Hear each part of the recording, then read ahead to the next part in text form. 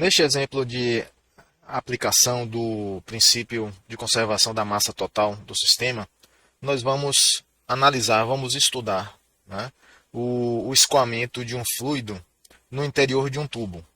Será um escoamento simplificado, né, uma versão simplificada do padrão, né, do perfil de velocidades de um fluido, que nós chamamos de escoamento pistão, ou também chamado escoamento empistonado.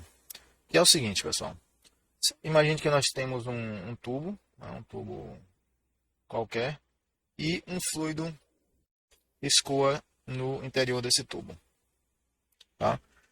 Se nós recordarmos um pouco aí das aulas de mecânica dos fluidos, né, FT1, a gente vai lembrar que se esse escoamento é de um fluido newtoniano e o escoamento não é tão rápido, né, a velocidade não é tão alta, o fluido escoará segundo um regime, né, um padrão laminar, que a gente chama de laminar, segundo o qual um fluido pode ser visualizado, né, pode ser intuído como várias lâminas escorregando umas sobre as outras. Então, nesse caso simplificado, vamos dizer, de um fluido newtoniano, certo? E também laminar, vocês já sabem que o perfil de velocidades será uma parábola. Não é isso? Ó? Nós teremos aqui ó,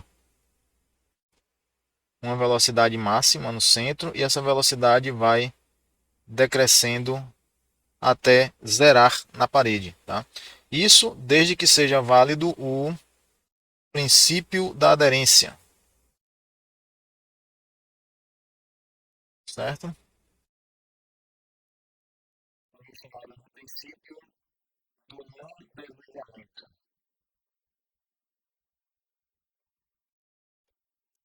Basicamente, o princípio da aderência, se válido, vai determinar que a velocidade do fluido será nula, será zerada na parede. Ou seja, o fluido vai colar, vai aderir à parede. Tranquilo? Então, veja só. No caso aqui desse exemplo, né, nós vamos já considerar como simplificação que temos um escoamento empistonado. Significa que o perfil de velocidades será um perfil plano, certo? Essa é uma situação razoavelmente realista quando nós temos altas velocidades de escoamento, porque quando o regime de escoamento é turbulento, o formato da distribuição de velocidades se torna mais próximo do escoamento empistonado. Tá? É muito comum os engenheiros civis, né, por exemplo, assumirem o escoamento empistonado sem variação radial de velocidade e calcular uma malha hidráulica, né, de uma cidade, por exemplo. Tá? É uma aproximação bastante usada, né, essa hipótese. O nosso modelo será axial, significa que vamos descrever, vamos incorporar variações na direção do eixo Z, ok? Não haverá a consideração de variações na direção R, já como consequência do escoamento pistão. Já como consequência do escoamento pistão, as variações na direção R serão desprezadas. Assim sendo, vamos recapitular as nossas hipóteses. Né?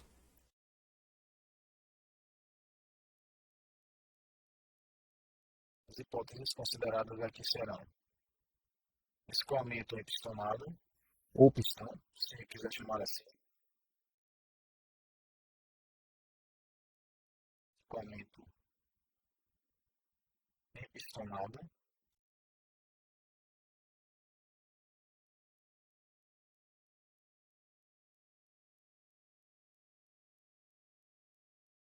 assim nós teremos variação apenas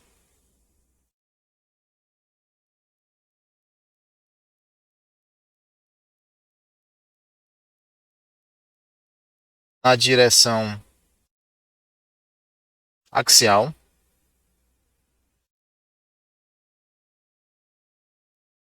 Direção axial no nosso sistema de coordenadas, no sistema de orientação que nós vamos utilizar, é a direção que eu vou denominar de Z, certo? Como consequência do perfil, né, ser pistão, né, ser do escoamento sem pistonado, matematicamente a, a, a não variação das propriedades na direção do raio pode ser representada como DDR igual a zero. Tá?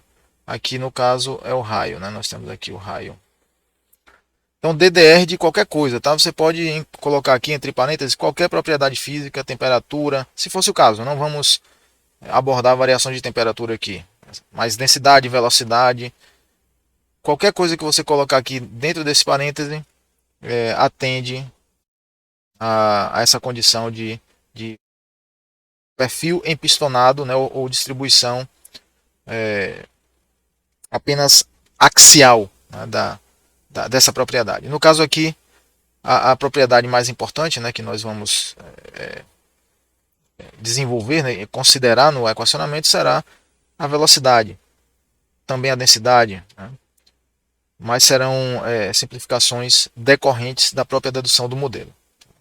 Outra consequência é que a derivada no ângulo, vamos utilizar aqui nesse caso um sistema de coordenadas cilíndrico, porque é o que se adapta melhor à geometria do sistema. Se nós temos um tubo, eu vou usar um sistema de coordenada cilíndrico, que já é adaptado à própria geometria do sistema físico. Né? Então, nesse caso aqui, ó, as derivadas no ângulo, que seria o azimuth, né, aqui, são nulas. Ok? Então, DDR de qualquer coisa e DDφ de qualquer coisa será nulo nesse modelo. A consequência, mais uma vez, é que apenas as derivadas em relação a z serão diferentes de zero. Tranquilo? Então, basicamente, esta é a ideia. Tá? Por quê? Porque no escoamento epistonado, o fluido ele pode ser visualizado como bloquinhos, fatias de fluido escoando uma atrás da outra. Vou desenhar aqui do lado. Ó. Então, imagine que nós temos aqui um tubo, o fluido está passando aqui. A gente pode visualizar, ou interpretar, ou intuir esse escoamento desta forma, fisicamente dessa forma. Então, os bloquinhos de fluido, ou as fatias, vão empurrando umas às outras na sequência. Tá certo? Basicamente, esta é a ideia. As variáveis independentes que vamos considerar no equacionamento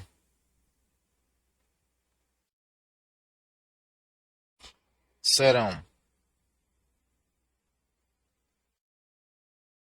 dependentes. Serão a posição Z e T. T é o tempo, tá? A consideração do tempo vai implicar, pessoal, que nós vamos ter um modelo transiente. Certo? Um modelo transiente, que quer dizer, essencialmente, que ele terá capacidade, ele será capaz de capturar variações temporais de quantidades físicas que eu esteja descrevendo no meu equacionamento. Ok? Nesse caso aqui, em particular, nesse caso específico, nós estaremos lidando com a variação de propriedades físicas de densidade. Vamos admitir essa possibilidade, né? E também de velocidade. Velocidade vai variar com z, com a posição axial z e no tempo t. Certo? Especificamente aí a velocidade vz. Pois bem. Vamos ver então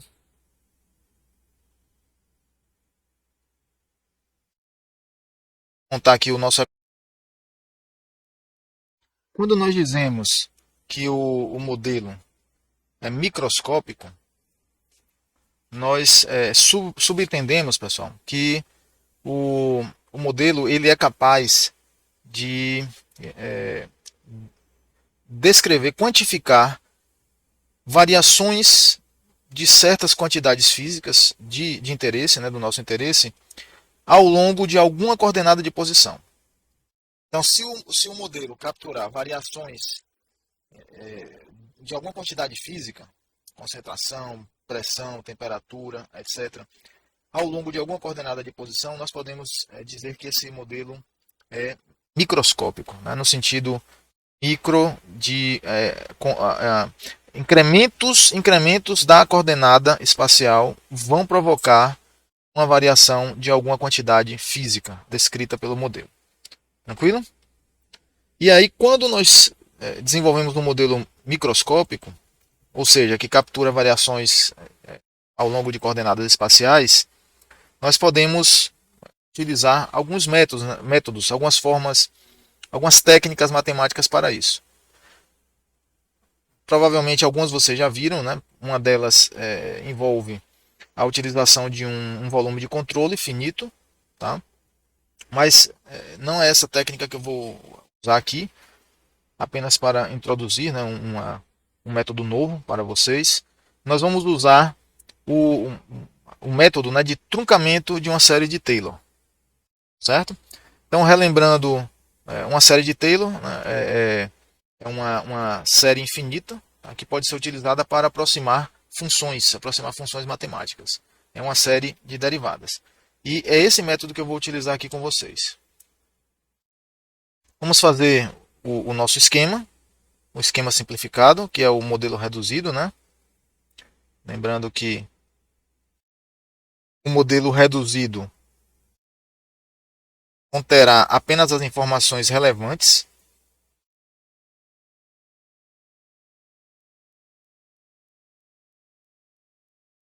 com o mínimo de poluição informacional possível, certo? E aí,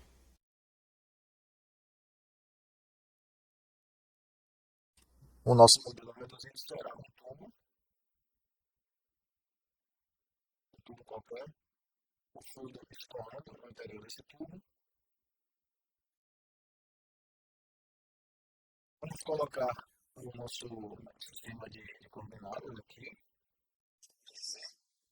E a entrada desse tubo eu posso simplesmente identificar como sendo z igual a zero. Tranquilo? Então aqui nós temos essa entrada aqui. Eu vou dizer que essa entrada está situada em z igual a zero. E o será z igual a L. Então, esse tubo possui um comprimento L.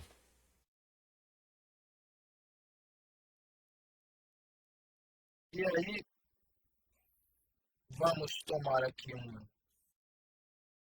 um volumezinho infinitesimal de fluido. Será uma fatia de fluido. Essa fatia ela inicia na posição Z e ela termina na posição Z mais DZ.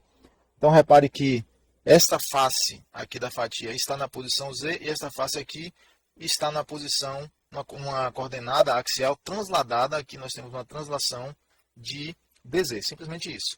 Z e Z mais DZ. Obviamente, a espessura dessa fatia de fluido será DZ. Tranquilo?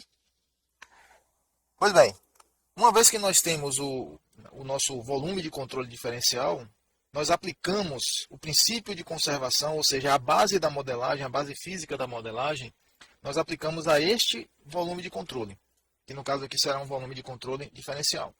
E o material, a substância, que no caso aqui é um fluido, dentro desse volume de controle terá quaisquer características ou propriedades físicas que lhe caibam, né? Por exemplo, essa fatiazinha aqui pode ter uma dada temperatura, uma dada concentração de outras de espécies químicas, uma densidade, né, uma massa específica, pode ter uma velocidade,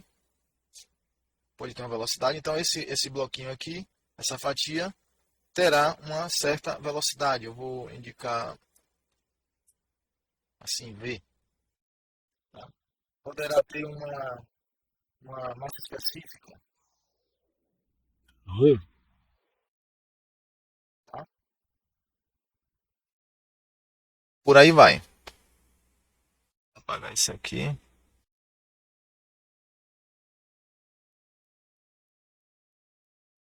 Tranquilo?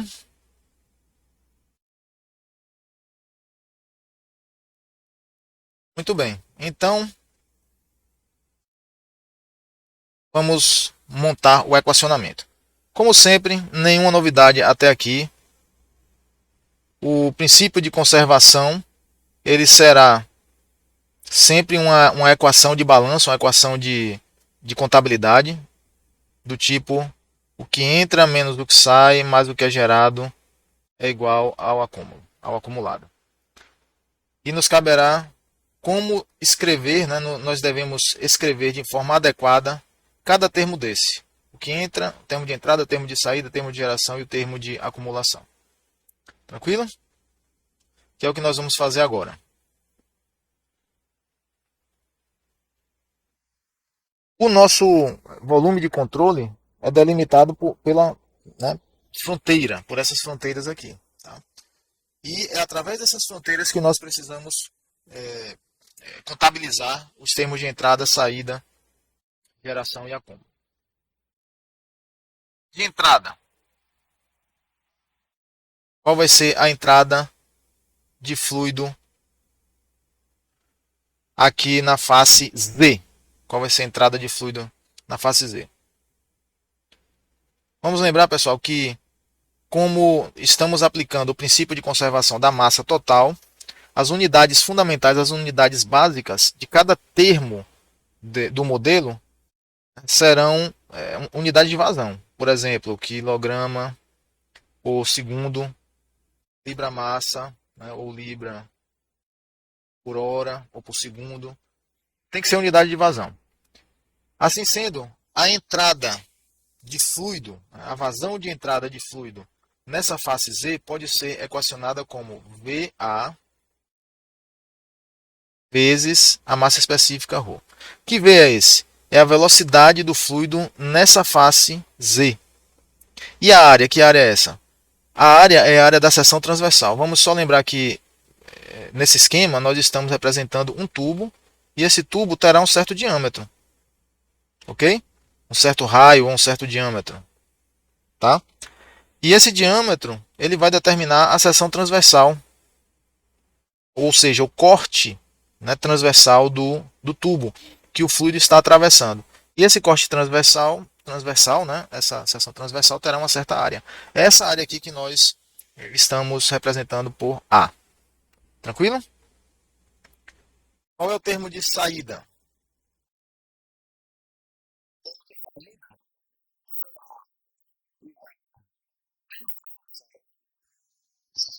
Temos aqui, ou seja, a vazão mássica do fluido, só que calculada em Z mais DZ e não em Z.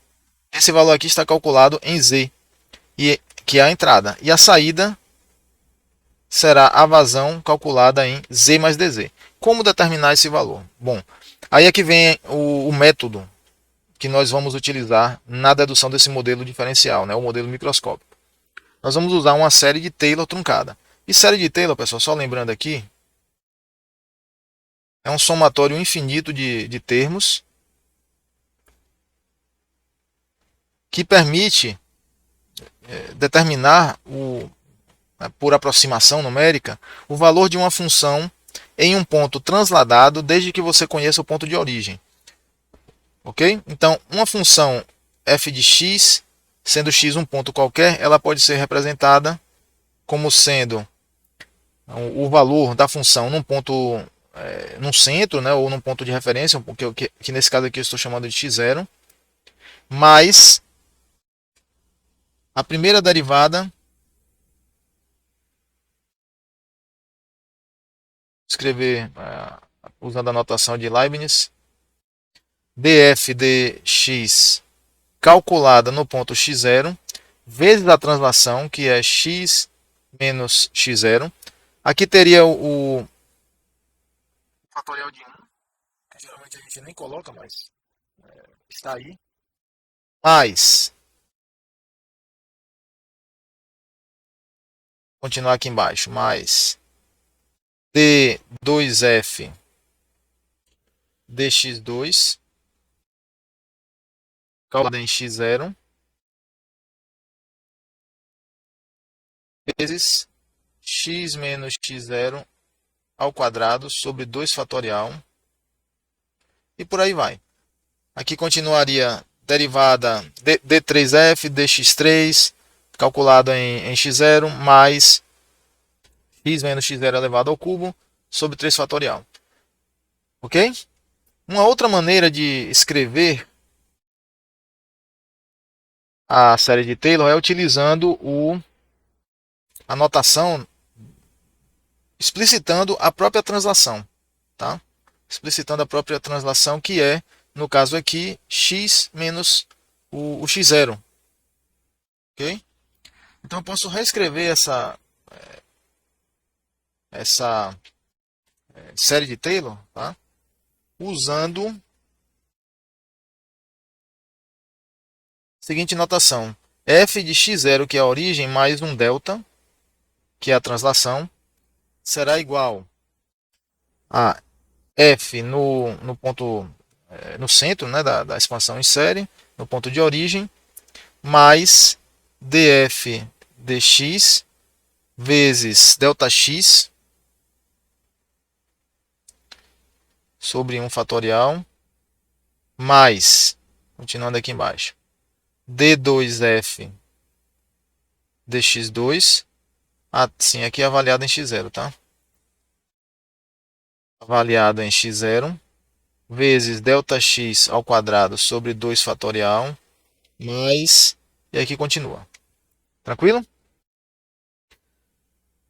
Repare, pessoal, que esse ΔX é um número, né? Uma quantidade finita, tá?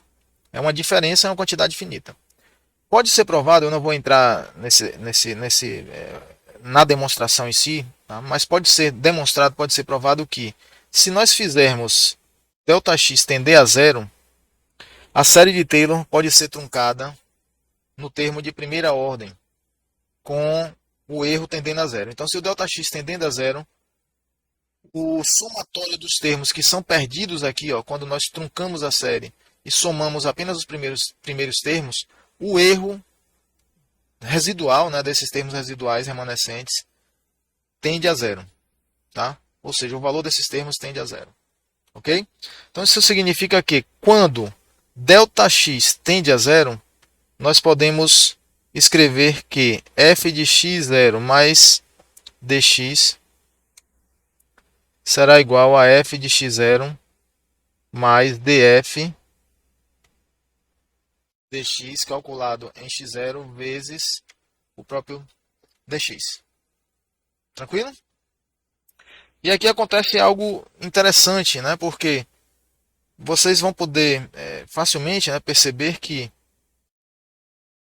a própria definição de derivada, ela pode ser extraída pode ser revelada através de um rearranjo aqui, tá? Simplesmente, ó, se eu passar esse f de x0 para o lado de cá e passar dividindo aqui o dx, ó, olha o que nós obtemos. F de x0 mais dx menos f de x0 dividido por dx será igual a df dx no ponto x0. Isso aqui é a própria definição da derivada, estão vendo? Porque o limite, só faltaria, eu teria que tomar o limite se eu usasse ΔX aqui, mas eu estou usando já o diferencial dx. E o limite de ΔX para ΔX tendendo a zero é o próprio diferencial dx. Tranquilo? Então aí vocês já pegaram a ideia e nós vamos utilizar esses conceitos, essas ideias aqui. Tá? Quem é o nosso f? Nesse caso aqui, o nosso f, a função, é VA, ρ, ou ρVA, tá? Se quiser.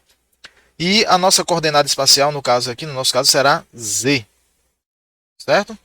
Então eu vou fazer uma expansão em série de Taylor, truncada no termo de primeira ordem. Tá? Eu vou desprezar termos de segunda ordem para diante. E esta será a nossa vazão de saída. Então, como é que eu faço a expansão? É o valor da própria função mais a derivada da função em relação à coordenada que eu estou efetuando a expansão vezes o diferencial. É bem simples. Como é que vai ficar? Vai ficar ρ, v a ρ, que é a própria função, mais a derivada da função. Então, é ddz de v a ρ, certo? Esse v, pessoal, é a velocidade na direção z. Como a única coordenada de velocidade, a única componente de velocidade que nós vamos usar nesse modelo é vz, então eu não vou nem utilizar esse índice vz, tá? Poderia utilizar, mas nesse caso aqui, como esse v é a própria velocidade vz, é só perda de tempo, né, tá usando esse índice. Eu vou resumir a minha nomenclatura aqui.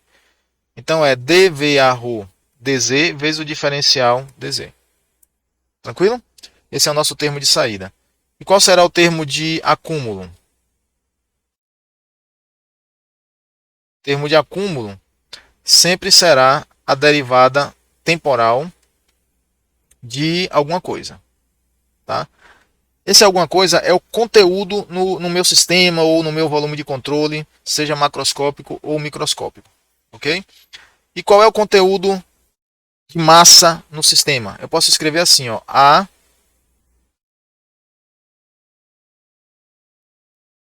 dz vezes ρ. É fácil você entender esse termo porque quem é A? Essa área aqui é a seção transversal do tubo, correto? Essa área aqui é a seção transversal. Tranquilo. E dz é a espessura do volume de controle diferencial. Então, se eu tenho A vezes dz, eu tenho aqui o volume de uma seção cilíndrica. Né? Então, nós temos aqui um volume dv, um volume diferencial dv. E ρ, que é a massa específica vezes dv, é um diferencial de massa, é o dm. Então, esse conteúdo aqui, pessoal, tem unidade de massa. Quilo, por exemplo. Quilo, libra, etc. Certo? A dz vezes ρ é um diferencialzinho de massa. Dentro da derivada temporal, nós incluímos aqui a unidade, né, de 1 sobre tempo, 1 sobre segundo, 1 sobre hora, etc. Tá? Então, dt de A dz ρ tem unidade de massa por segundo, que é vazão máxima por segundo. Tranquilo? Já estou fazendo uma checagem de unidades aqui, durante a própria evolução do modelo. Tá? Lembre que um modelo ele tem que ter consistência matemática, que significa grau de liberdade zero, e coerência dimensional. Então já estou checando aqui as unidades. Esse termo VA-ρ, nós temos que unidades? Metro por segundo, vamos usar o sistema SI, por exemplo. A área, metro quadrado. Ρ, digamos, quilograma por metro cúbico. Específica. E olha o que acontece, ó. Aqui vai cancelar, restando unidade de vazão máxima. Ou seja, está ok aqui também. Certo? Esse termo de saída ele também terá unidades de quilograma por segundo, ou libra por segundo, libra por hora, etc. Tá? É só você verificar. O termo de geração, como estamos aplicando o princípio de conservação da massa total, o termo de geração será nulo.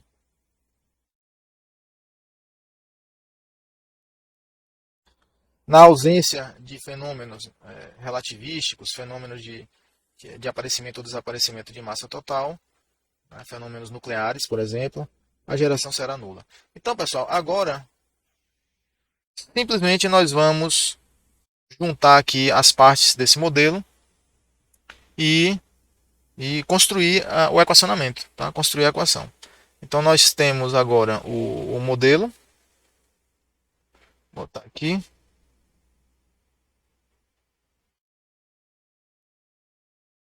Tá? O modelo será D arro dz dt, que é o termo de acúmulo, igual ao que entra menos o que sai, que será V arro menos todo esse todo o termo de saída que foi a expansão em Taylor, em série de Taylor truncada. Então nós temos V arro mais DDZ de V arro dz. Aqui vai acontecer algo interessante porque sempre que utilizarmos esse método tá, de dedução do desenvolvimento do modelo, de construção das equações de modelos diferenciais microscópicos, sempre haverá, pessoal, o cancelamento. Sempre haverá esse momento aqui do cancelamento, onde partes, né, ou parcelas dos termos de entrada e saída se cancelarão. Tá? E aí, feito esse cancelamento, nós temos que podemos também fazer outras, vou fazer já outras simplificações aqui. Por exemplo, o diferencial, DZ, diferencial de posição, o diferencial pode ser entendido matematicamente e fisicamente como um número bem pequeno, tá? Um número infinitesimal, o mais próximo de zero que você pode chegar sem ser zero mesmo. Tá? Então, o DZ é um diferencial da coordenada de posição, Z, e ele não depende do tempo, ele não varia com o tempo. Isso significa ó, que o DZ pode sair da derivada temporal. Tranquilo? E aí, o DZ saindo da derivada temporal, nós vamos obter que DZ de A rho dt é igual a. Já cancelei ali, vai ficar menos. Já vou passar aqui para esse lado. Passando para o lado esquerdo já. Mais DDZ de V a rho dz igual a zero. Notem esse sinal negativo aqui. Quando eu passo o termo para o lado esquerdo, como eu fiz agora, o sinal ficará positivo. Tá? E aí, dividindo tudo por dz, nós vamos cancelar aqui, ó. Dz vai embora. E nós já temos aí uma versão, uma primeira versão do modelo, tá? Do modelo de conservação da massa total para o escoamento pistão em um tubo. Tá? Nós já temos aqui né, uma equação diferencial que é um modelo matemático. Porém, nós temos ainda possibilidades de simplificação. Podemos simplificar um pouquinho mais essa equação, reparando algumas características ou geométricas ou físicas do problema, tá? do sistema físico. Por exemplo, se nós temos um tubo, pessoal, a área transversal do tubo, se for um tubo com seção uniforme, a área transversal não vai variar com a posição. Tá? E se não houver ao longo do tempo dilatação e contração desse tubo, a área transversal dele não vai variar com o tempo também. E aí, vou chamar aqui de 1, essa equação diferencial 1, esse modelo 1, pode ser escrito da seguinte maneira. A área transversal será removida da derivada temporal e da derivada espacial. DDZ igual a zero. Aqui nós temos uma versão 2 do modelo. A área vai embora. Tá? A área vai embora. E aí nós teremos vou chamar de 2 essa aqui embaixo. Nós teremos o seguinte: DDT, dρdt, aliás, mais dρv dz igual a zero. Tranquilo? Esta sim é já uma segunda versão que pode ser útil do modelo. Tá? Aqui nós temos, pessoal, a famosa e conhecida equação da continuidade.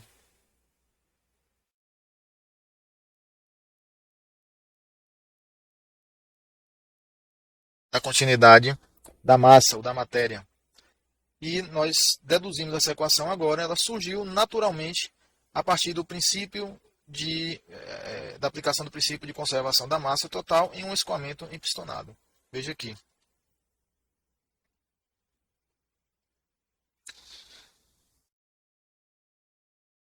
Uma versão um pouco mais simplificada, mas que já se torna trivial, pode ser obtida assumindo a hipótese de ρ constante. Tá? Porque se a massa específica é constante, o que é que vai acontecer com a derivada temporal? Vai zerar, não é isso? Então nós vamos ter dρ dt igual a zero. A massa específica poderá ser removida da derivada espacial, e aí nós temos, vou botar aqui, isso implica que ρ dv dz é igual a zero. Como a massa específica é uma quantidade física, né, não nula, então isso implica que essa derivada aqui será nula. E se essa derivada é nula, pessoal, uma conclusão lógica, trivial, né, mas lógica, é que a velocidade ao longo do tubo não varia com a posição. Não varia com a posição z, não varia com a posição z, como deve ser, né, como está de acordo com a expectativa, com a nossa intuição e a nossa expectativa física. Afinal de contas, se o fluido está escoando aqui ao longo do tubo, se a densidade não aumenta ou diminui, se a densidade se mantém constante, a velocidade do fluido, seja um líquido ou gás, terá que se manter constante também.